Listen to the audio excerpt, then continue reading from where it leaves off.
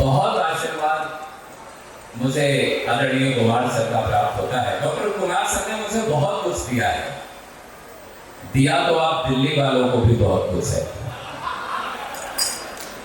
नहीं, मुझे, मैं जब से ऐसे संत चरणों में उपस्थित रहने लगा हूं, मुझे हर जगह रामराज आता नजर आने लगा। मुझे याद आता है कि त्रेता युग में एक पिता की आज्ञा मानने वाले महान ईमानदार और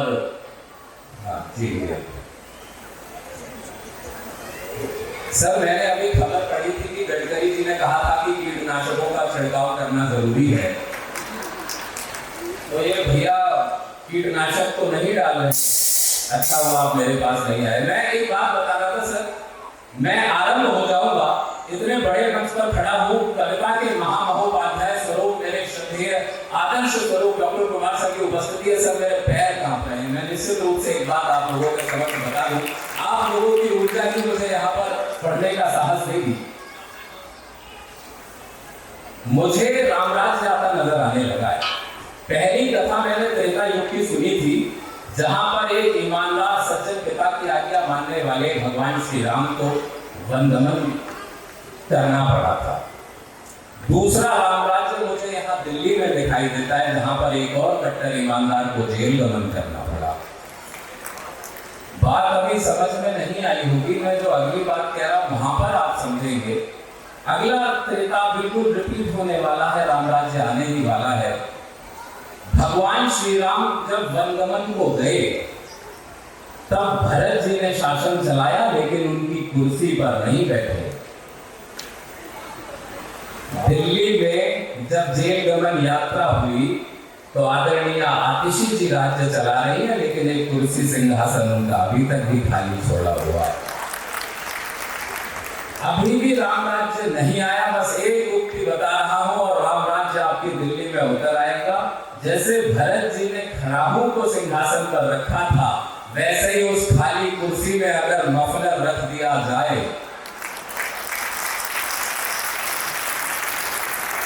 कि पहली ही कविता सुनाने जा रहा हूं, अब रेडी रखिएगा आप लोग सब कान को। कि पहली ही कविता सुनाने जा रहा हूं, अब रेडी रखिएगा आप लोग सब कान को। बिल्कुल नहीं करता। आज परम सत्य डॉक्टर कर लेता हूं कि पहली ही कविता सुनाने जा रहा हूं, अब रेडी रखिएगा आप लोग सब कान को। मेरी बातों पर चुपचाप मत बैठ जाना, तोड़ नहीं देना आप मेरे अरमान को। मेरी बातों पर चुपचाप मत बैठ जाना, तोड़ नहीं देना आप मेरे अरमान को। आपका मैं ध्यान चाहता हूँ ठीक उसी भांति, आपका मैं ध्यान चाहता हूँ ठीक उसी भांति। ज्ञानी जन चाह करते हैं जैसे ज्ञान को, और उसी तरह आपकी मैं तालियों को चाहता हूँ। पहले पूरी पंक्ति हो जाने दीजिए। कि आपका मैं ध्यान चाहता हूँ ठीक उसी भांति, ज्ञानी जन चाह करते हैं जैसे ज्ञान को, उसी तरह आपकी मैं तालियों को चाहता हूँ। जैसे बिश्नोई चाहता है सलमान को,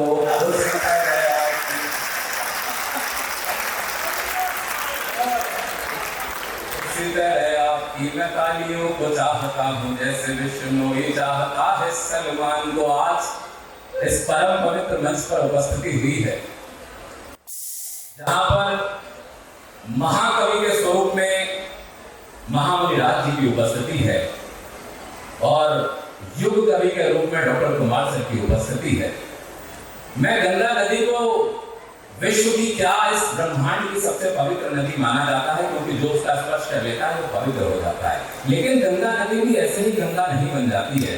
गंगा नदी को गंगा बनने के लिए एक ओर से भागीरथी की धारा और दूसरी ओर से अलग गंगा की धारा, जब इन दोनों का देवप्रयाग में संगम होता है, तब जाकर के गंगा का निर्माण होता है। आज महाकवि स्वरूप आचार्य विमल सागर जी की और डॉक्टर कुमार विश्वास जी की उपस्थिति आज यहाँ पर काव्य गंगा का प्रवाह करेगी। मैं चाहता हूँ एक बार जरा जोरदार तालियां बजाइए। मैं अगली बात से आपको जोड़ता हूँ कि प्रश्न था कि भारती के पूजन में कौन क्या दे। मैं आपसे प्रश्न था कि भारती के पूजन में कौन क्या दे, धनी लोग धन का सामान लेके आ गए। माता भारती का पूजन हो रहा है, कौन कौन लोग क्या क्या वस्तुएं अर्पित कर रहे हैं, इसी भूमिका में सुनिए कि प्रश्न था कि भारती के पूजन में कौन क्या दे, धनी लोग धन का सामान लेके आ गए। नेताजी बयान देके, गायक भी गान देके, कवि लोग नए प्रतिमान लेके आ गए। नेताजी बयान देके, गायक भी गान देके, कवि लोग नए प्रतिमान लेके आ गए। और ज्ञानियों को प्रश्न ये पता चला तो ज्ञानियों को प्रश्न ये पता चला तो ज्ञानी लोग वेदों व पुराणों वाला ज्ञान लेके आ गए। अरे सीमा पर सैनिकों के पास कुछ भी नहीं था, जान ही बची थी तो वो जान लेके आ गए। जान ही बची थी तो वो जान लेके आ गए। जान ही बची थी तो वो जान लेके आ गए। मातृशक्ति की यहाँ पर बड़ी संख्या में उपस्थिति है। एक शास्त्रोक्ति कही गई कि यत्र नार्यस्तु पूज्यन्ते रमन्ते तत्र देवता, जहाँ पर नारियों का सम्मान होता है देवता भी वहीं पर निवास करते हैं। एक तो मातृशक्ति स्वरूपा महिलाओं का मुझे देवियों का आशीर्वाद प्राप्त हो रहा है। मैं 4 पंक्तियां निवेदित कर देता हूँ, आप लोगों के निमित्त सुनिएगा कि सीता अनुसूया व यशोदा जैसी भाव वाली, सीता अनुसूया व यशोदा जैसी भाव वाली पावन चरित्रों की निशानी कौन बनेगा। सीता अनुसूया व यशोदा जैसी भाव वाली पावन चरित्रों की निशानी कौन बनेगा। संकट समय में निज शीश काट देने वाली वीरहारा रानी की कहानी कौन बनेगा। संकट समय में निज शीश काट देने वाली वीरहारा रानी की कहानी कौन बनेगा। और आज के समय में जहाँ प्रेम प्रीति खो गई है, आज के समय में जहाँ प्रेम प्रीति खो गई है, अब मेरा भाई सी दीवानी कौन बनेगा। अरे देश की हर बालिका जो मिस वर्ल्ड बनेगी तो बोलिएगा झांसी वाली रानी कौन बनेगा।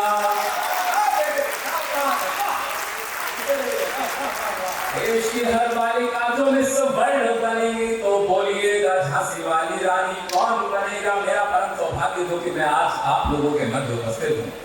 आप लोगों को विशेष प्रणाम कर देना चाहता हूँ क्योंकि आप लोग उस वंश परंपरा के लोग हैं। जब स्वाभिमान की सबसे बड़ी लड़ाई लड़ रहे थे महाराणा प्रताप,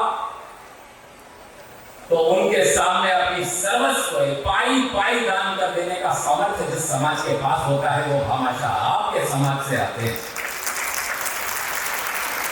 तालियां कमजोर रह गई आपकी, शायद अगली बात पे इससे अधिक तालियां आप बजाएं कि विश्व में अपनी धाक जमाने वाला वो मुगल शासक अकबर, जिनके उपदेश को सुनकर के शाकाहार अपना लेता हो, ऐसे महामुनि हीरा विजय सूरी जी आपके समाज से आते हैं। अभी भी जिन लोगों की तालियां नहीं आ रही है, मैं उनको एक और अवसर देना चाहता हूं। 1980 और 90 का वो दशक याद कीजिएगा जब सारी दुनिया माइकल जैक्सन के पॉप सॉन्ग पर थिरक रही थी। तब सारी दुनिया में भगवान श्री राम के नाम धुन को पहुंचाने का कार्य जिन रविंद्र जैन जी ने किया वो आपके समाज से आते हैं।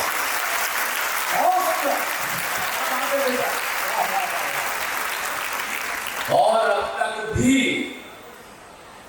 मुझे आपकी तालियां कमजोर नजर आ रही है। अगली टिप्पणी और आखिरी अवसर देना चाहता हूं, आप लोगों की चेतना जगाता हूं।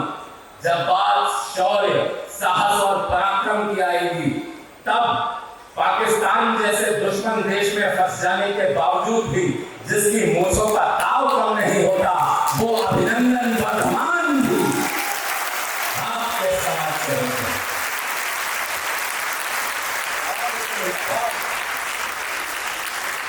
मेरा परम सौभाग्य कि आज मैं आप लोगों के मध्य उपस्थित हूँ। एक छंद विशेष तौर से मैं आप लोगों के लिए निकल के लाया हूँ।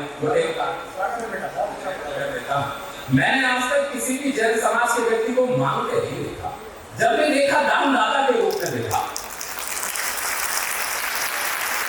मेरे मन में एक प्रश्न आया,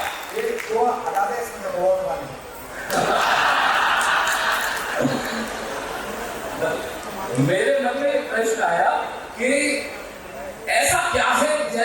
के पास महामुनि राज्य की उपस्थिति है। मैंने अपने मन में ये विचार किया, ऐसा क्या है जैन समाज के पास जो कि हमेशा उसका नाम दानदाताओं की लिस्ट में तो दिखता है, याचना करने वाले और मांगने वालों की लिस्ट में नहीं दिखता। मैंने अध्ययन किया, मनन किया, डॉक्टर साहब से पूछा, जो श्रद्धेय सर ने मुझे बताया, मैंने एक छंद बनाया है, सुनकर के बता दीजिएगा, बिल्कुल नया छंद सही कि शांति और दया वाला मार्ग विश्व को दिखाया, शांति और दया वाला मार्ग विश्व को दिखाया, मुक्ति प्राप्त करने का ये महान यंत्र है। कि शांति और दया वाला मार्ग विश्व को दिखाया, मुक्ति प्राप्त करने का ये महान यंत्र है। और जियो और जीने दो की नीति अपनाने वाला, इसके समान दूसरा न कोई तंत्र है।